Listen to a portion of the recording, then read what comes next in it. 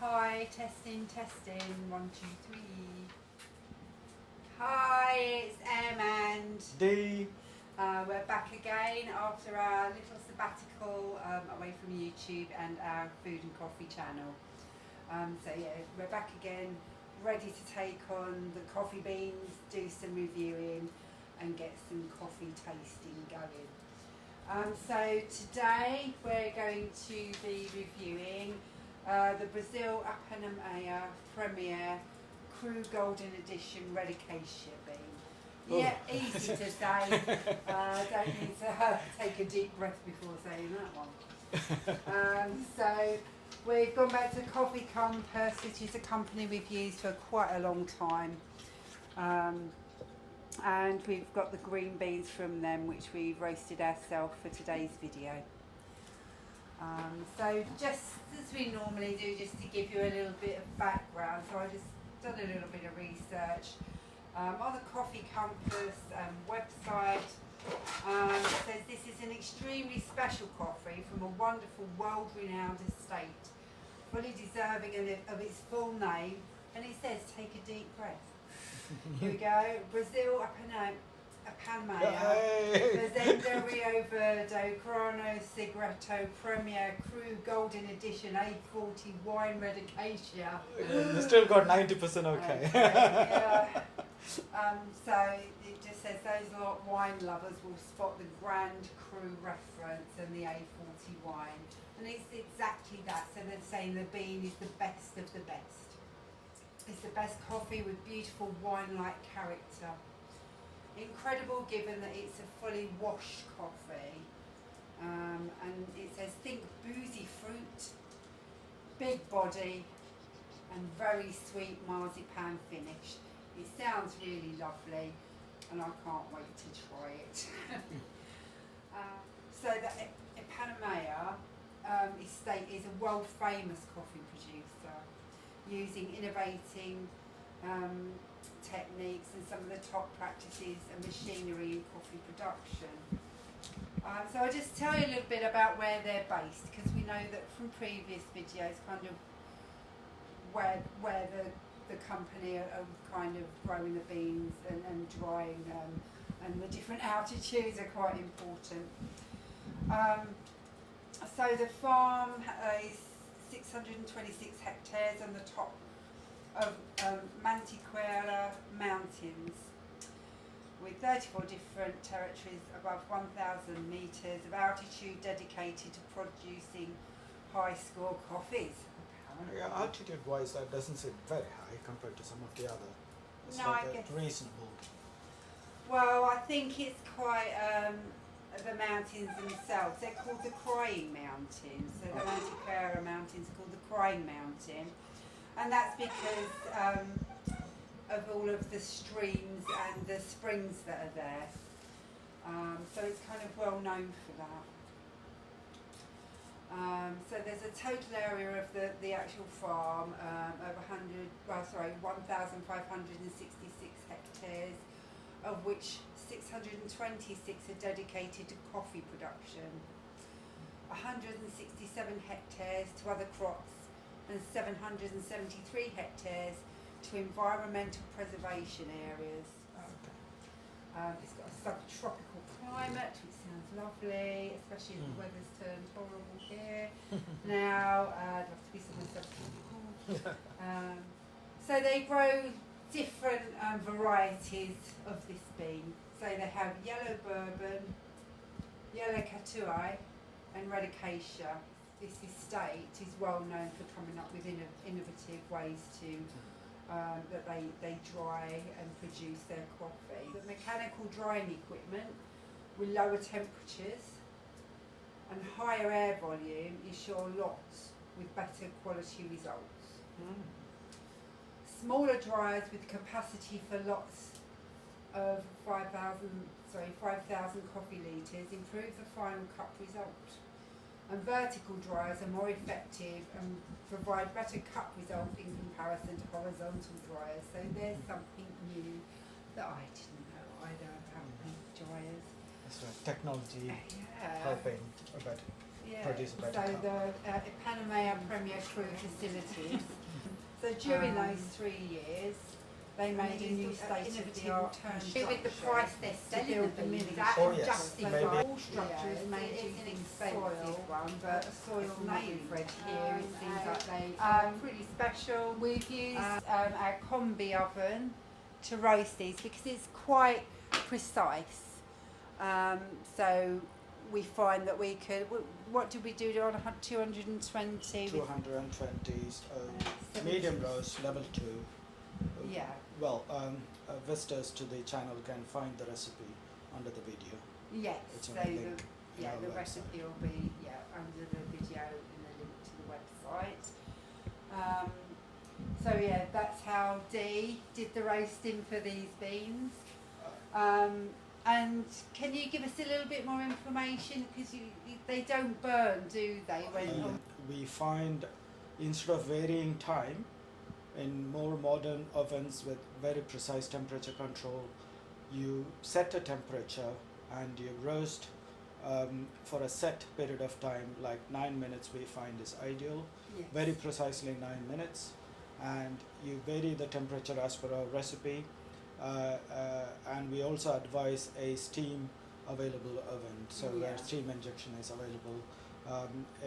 We advise between 60 and 70% steam, and you get very consistent, the most tastiest roast I've ever tried. So so Dee's pretty hot on the old roasting, and the temperatures are knowing exactly what's what. That information you can get hold of pretty easily at the bottom of the video. So what we're going to do now is we're going to grind and puck and pour. I can't wait to try these beans. So I'll just take them over to the mazza.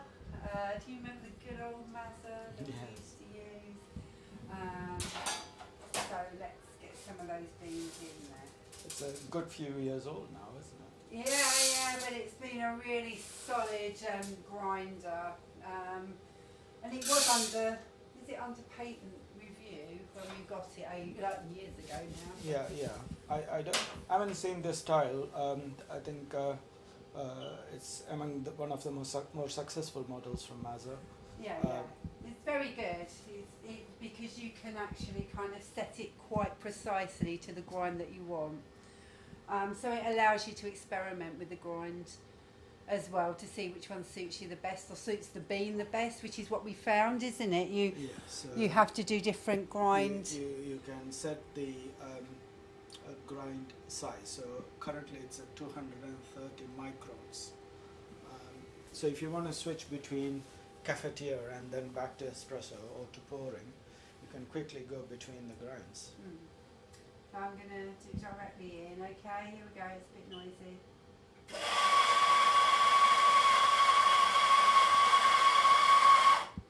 Okay. Now that smells delicious. And it does, it smells very, look, there you go, Dee. It smells very fruity.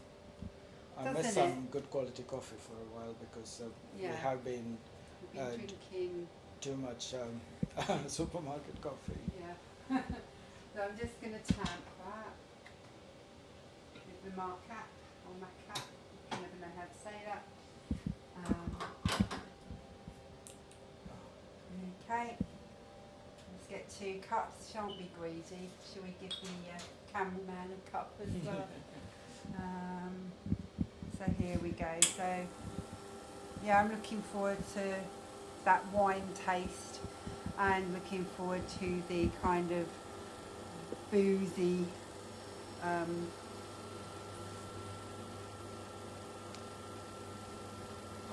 there we go, to the boozy flavours coming through.